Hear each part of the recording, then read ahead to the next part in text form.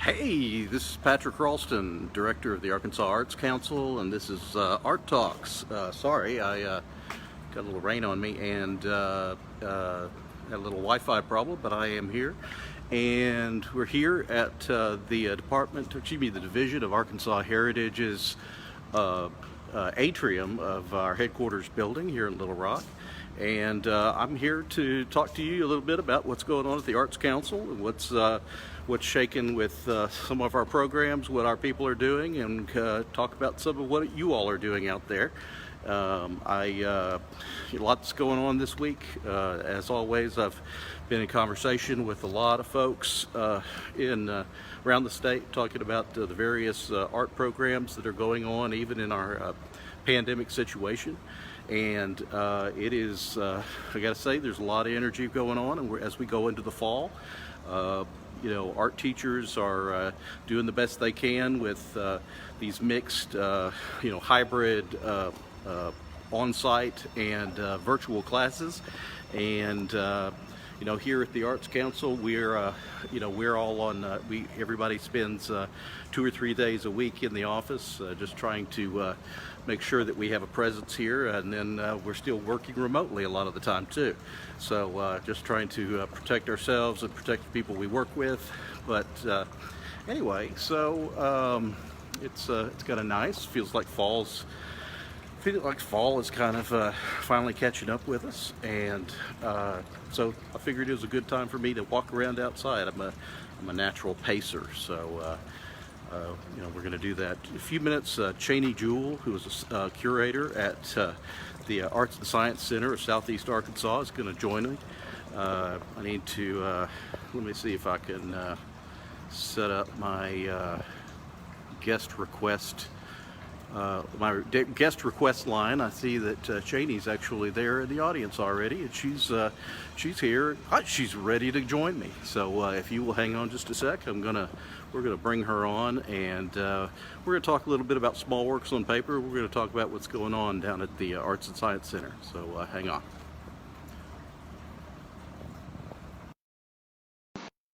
Here we go, Cheney. Step into the light. Cheney, Hello there. hey, how are you doing? I'm doing great. How are you? I'm good. How's everything down in Pine Bluff? Well, it's going great. We have a lot of events up and coming, and we have a lot of exhibitions coming up, including Small Works on Paper. So once I have a moment, I can give you guys a little tour of the galleries. Oh, that's like right now you could do that? Yeah, why not? I'm in the Okay. office. I just need to put my mask on, social Yeah, distancing. yeah. Masks are Yeah, always yeah. good. Okay, cool, Okay, cool. Yeah, yeah. let's Gear go. up, mask up. Let's go. Okay, can you still hear me okay through the mask? Still hear you all right? Okay, perfect. So, going through collections, and here we are.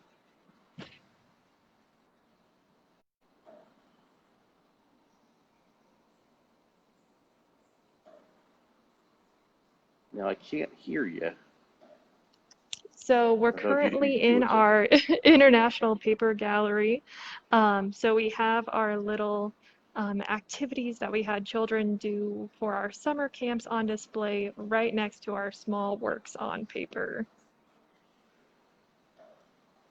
Let me bring you guys a little closer. Right. You have such great gallery space there. Thank you so much. This is also the last week that our visitors can see Roderick Terry's 1 Million Strong, and it is the 25th anniversary of the Million Man March. So please come on out and see that as well. Cool. I remember that march. Yeah, it was such a powerful moment in history, and I'm so Hmm. glad that Roderick was able to capture it. Yeah, I was in grad school when it happened.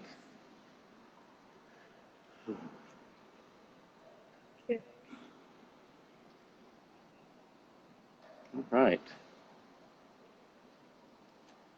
And then just to finalize the tour, we Mm-hmm. also have on display works from our permanent collection, and that is the female gaze. So these are works by female artists depicting female subjects. Okay. Yeah, if you can get us in a little closer on those, Yeah, of course. I don't. So here we have Camille Billups. She was an art educator, she was a filmmaker, she was an activist. So please come and view our wonderful collection of Camille Billups works. We have several works, and we also have works from, let me get closer, Delita Martin. I know Delita is she's a big fan, excuse me. We have a lot of fans of hers. Yes, she is an amazing, very, very talented artist, and we're so lucky to have two of her works now in our permanent collection, one of them on display. Cool, cool, cool. All right. So now we're going to small works, or Yes, yes. So now I'm walking towards small works. okay. Okay. So now we're back in the room. Oops. And sorry, it's hard for me to navigate this. Show a few more works. So this is by uh, Kamaria Johnson, and she Mm-hmm. is a Pine Bluff native.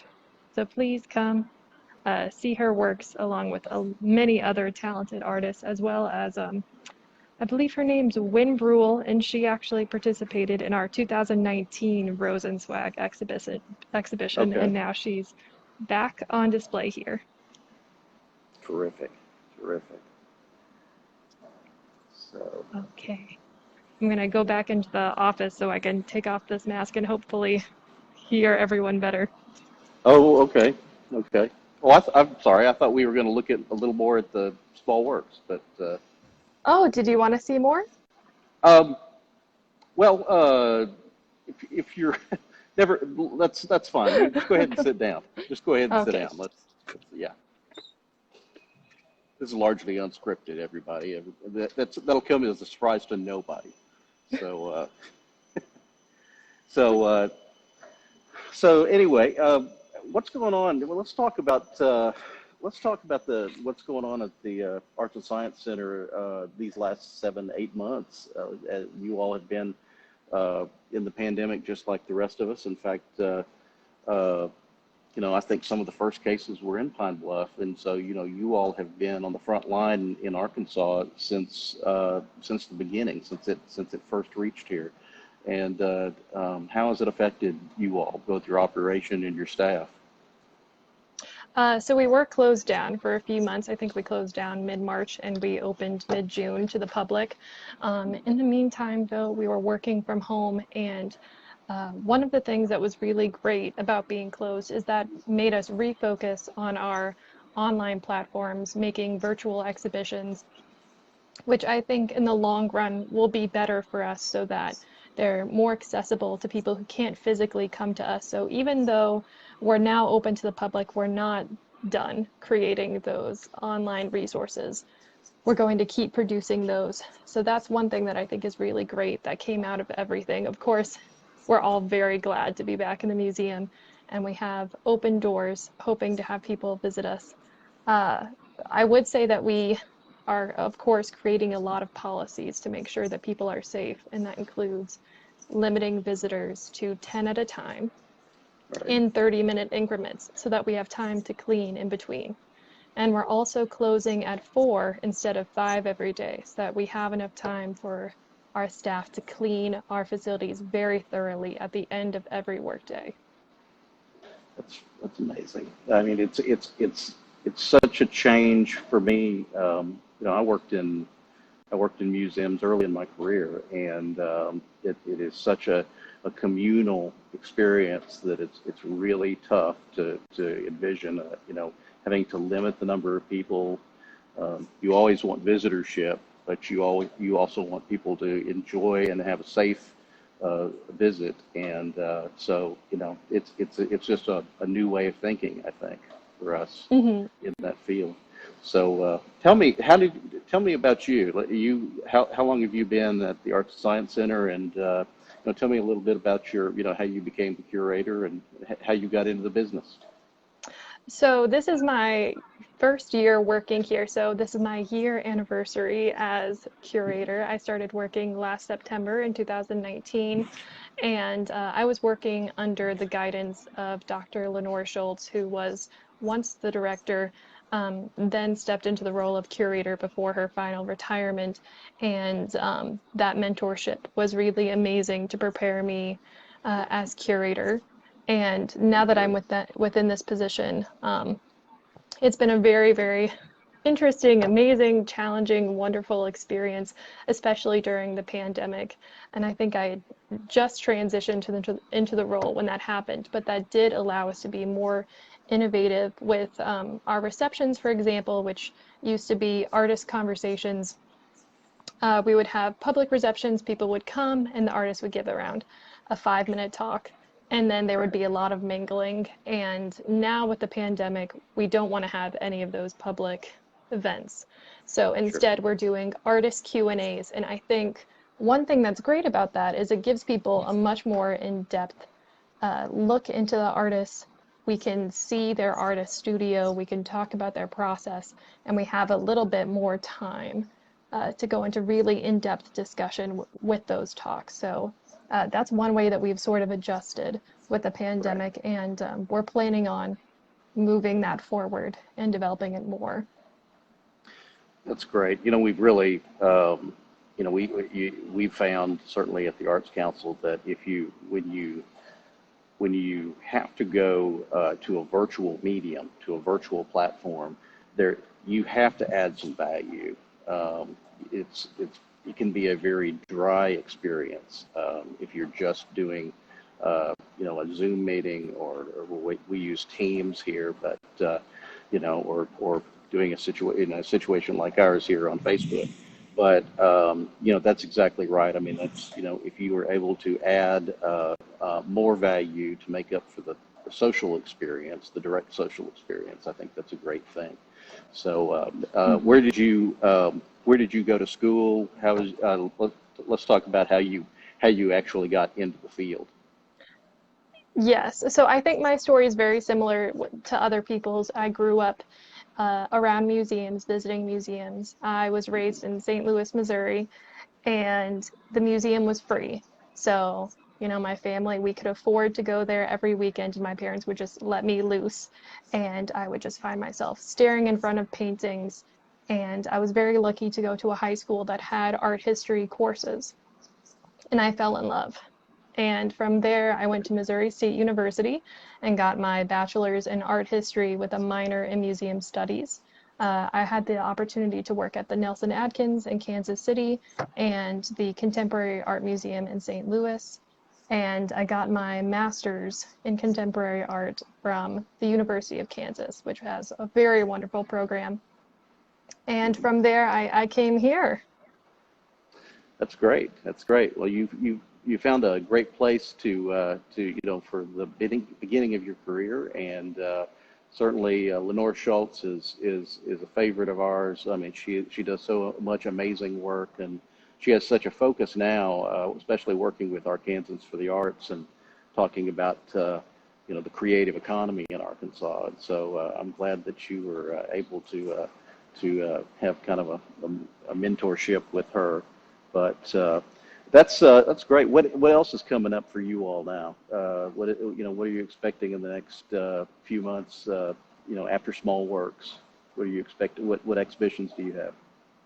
So after Small Works comes down, we'll have Ray Walters' political cartoons.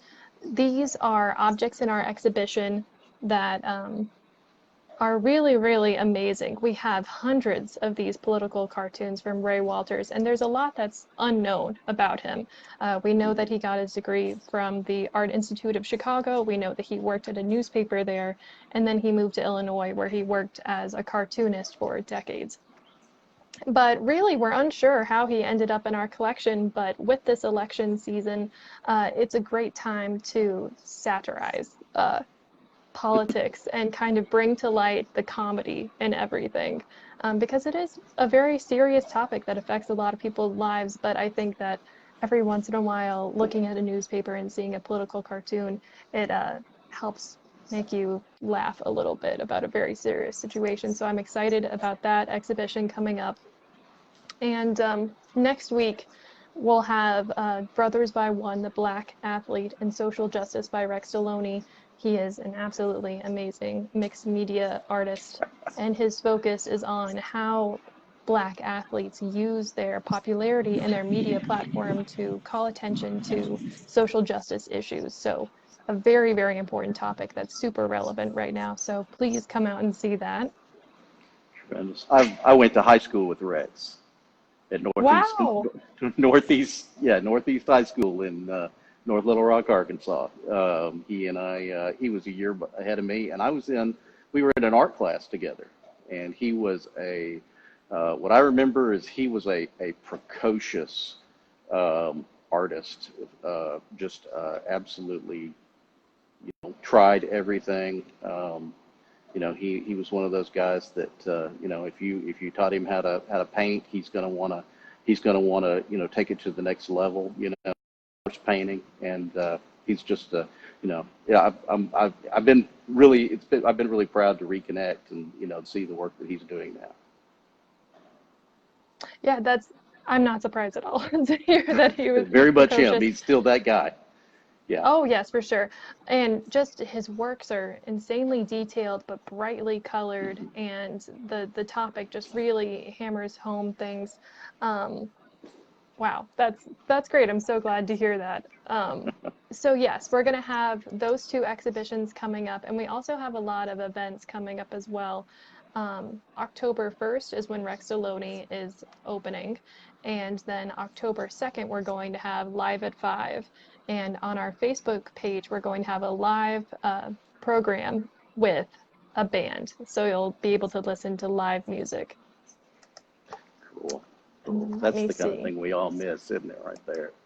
We Oh yeah, miss the live exactly. So music. it's live music.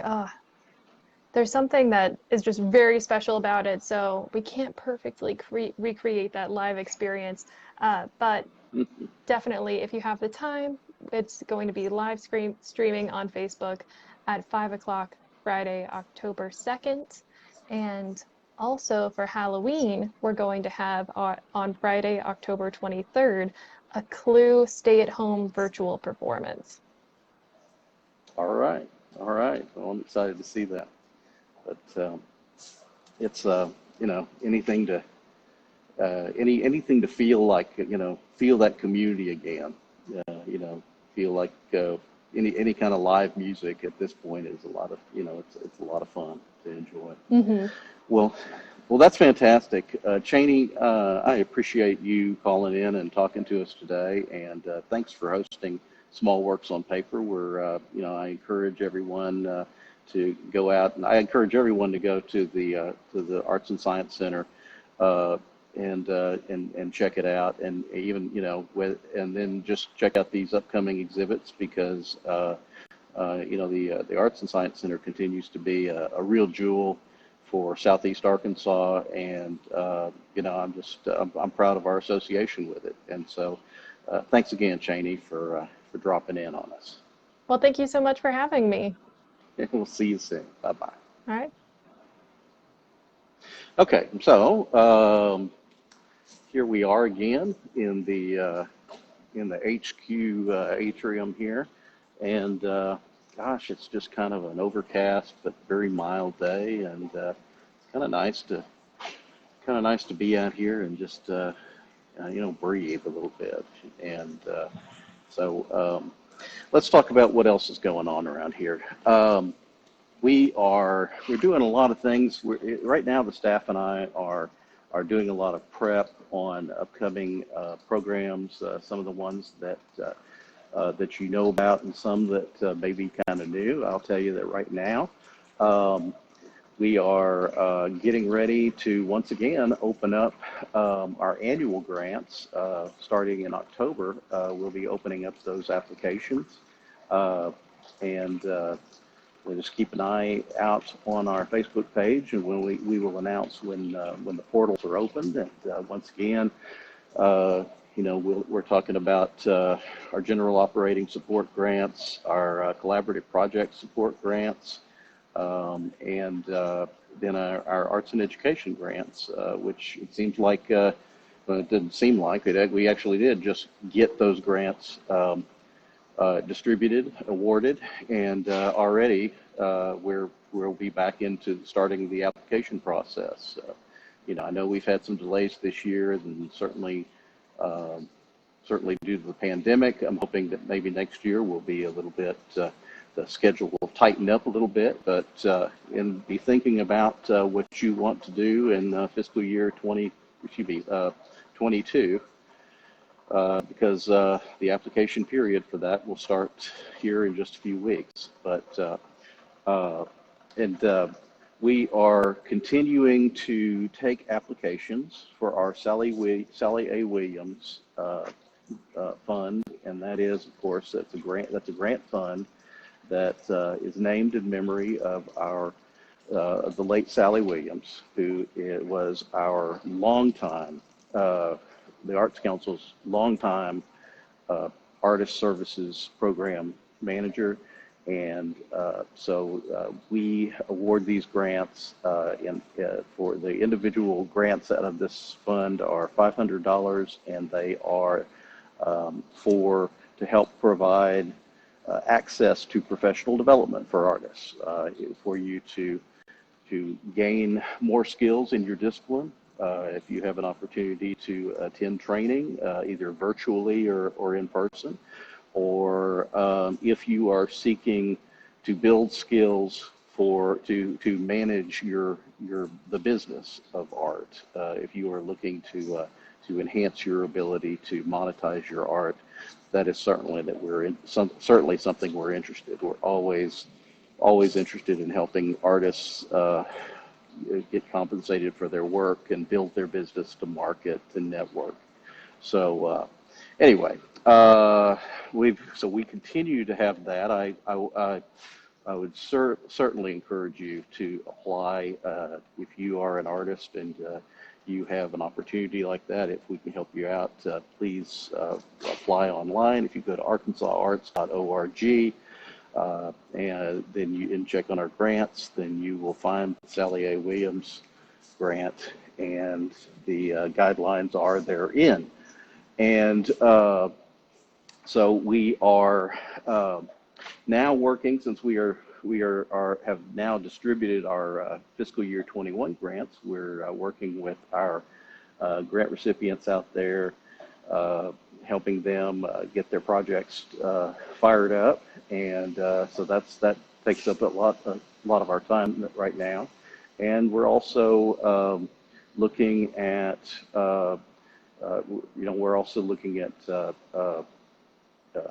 other programs, like we are taking nominations for the Arkansas Living Treasure. Arkansas Living Treasure, of course, is our annual grant that, excuse me, it's not a grant, it's an annual award or recognition, actually, for a person a traditional craftsperson who works in a craft, is both a master of the craft, but also shares their craft with others, so that to perpetuate, to continue the craft into the next generation. So we're looking for a person who is both a creator and a teacher. And this year, right now, our 2020 Arkansas Living Treasure is Michael Warwick.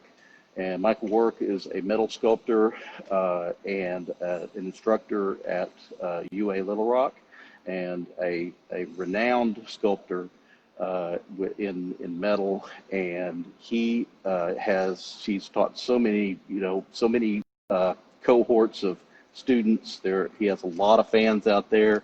I've learned this year that the Michael Warwick fan club is big and strong, and so we are celebrating Michael as our Arkansas Living Treasure 2020 this year. We're going to do that on October 8th at 5 p.m. And that will be, you'll be able to view that on our website and on Facebook. And that will be essentially a presentation of his Living Treasure plaque. It'll give him an opportunity to say a few words, to do an artist talk, to go through and look at some of his work. And I think we are still going to have our an exhibition virtual tour of an exhibition that he has installed. So excited about that. But anyway, the Arkansas Living Treasure for the nominations for 2021 are out there now.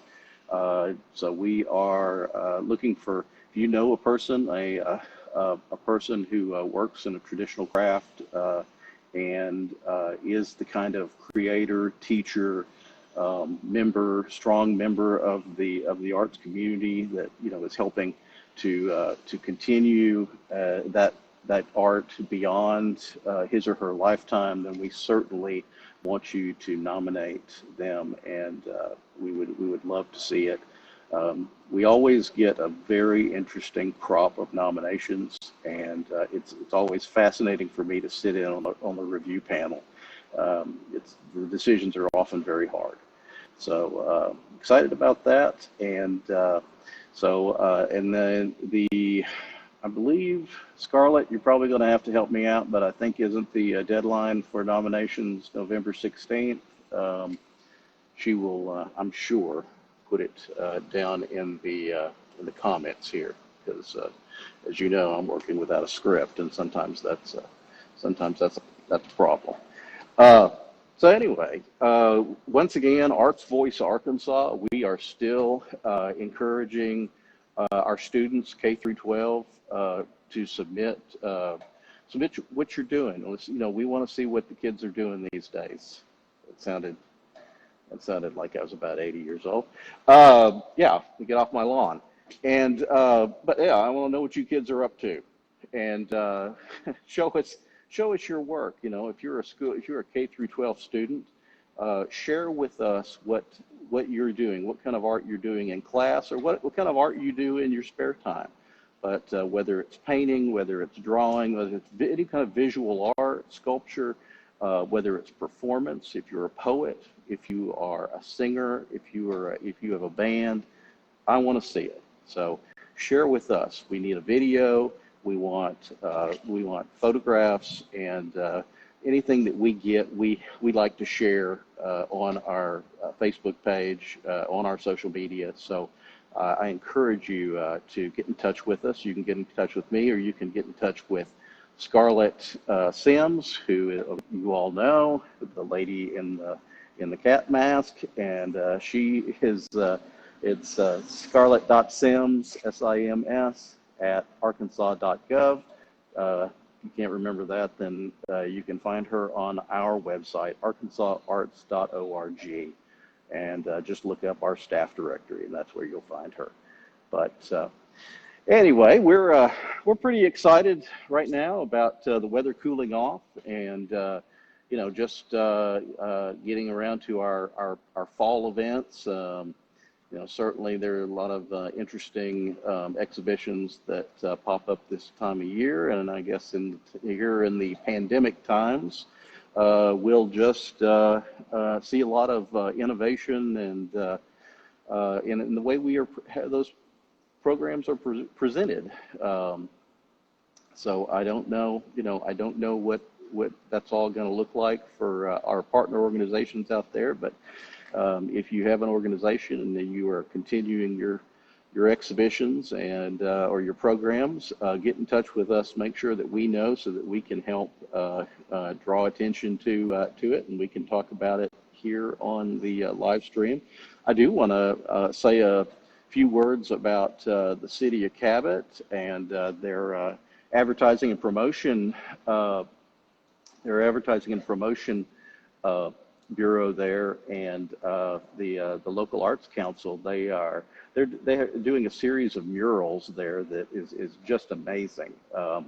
I met with some of the Cabot folks last year up on Petty Jean when I was doing a talk, and I think that they're kind of proof of what you could do, what a local arts council can do to just energize the community.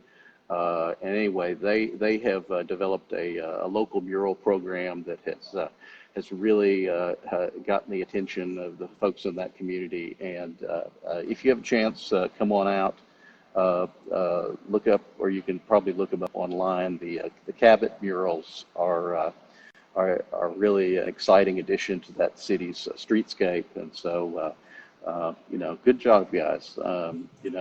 Especially, in challenging times, you all are doing a tremendous job over there. But let's see what else I've got here. I better check my messages here, see if anyone is, and Robin's right. We also want to say congratulations to our 2020 fellowship recipients this year. We have 9 fellowship recipients in 3 categories that we awarded. I believe the awards, the notifications have gone out now, and we're very excited. We do a fellowship every year. It's a $4,000 grant for it's usually 3 categories with 3 artists in fellowship recipients in each category, and so with this year, of course, this is recognizing a body of work of a practicing artist, and it's just our way of commending them for the work that they've been doing, but also helping them to continue that good work as they help build their own portfolio, and which ultimately contributes to the greater artist portfolio for the state of Arkansas. So congratulations to all our recipients. We've got them listed now on our Facebook page. We've posted that on Facebook, and we've also posted that on our Facebook page, our homepage, arkansasarts.org. And so, that's one of the more exciting programs, and really one of the few state-run fellowships that are left, at least in this part of the country. It's seems like so many state arts organizations are going toward all grants to organizations, smaller organizations, nonprofits, but we still conduct an old school fellowship program, and we still love it. We still love being able to encourage artists in their particular fields, and very often young or mid-career artists who are really making an impact in their discipline. And so I again feel free to check that out on our website. But let's see, do I leave anybody behind here? Let's see. I don't have Scarlett with me today to be my wingman, and so yeah, there we go. It looks like that's it. Again, without adult supervision, I've managed to use up 30 minutes or more of your time, and here in the atrium. But I hope it hasn't been too jerky for you. I need to get a gimbal. We're getting to be. I mean, we've been doing this now for like 7 months. Maybe we need to spend some money and get better audio equipment and get a gimbal so that it's a very smooth. I can have it's kind of a steady cam experience. So we'll see what I can do about that.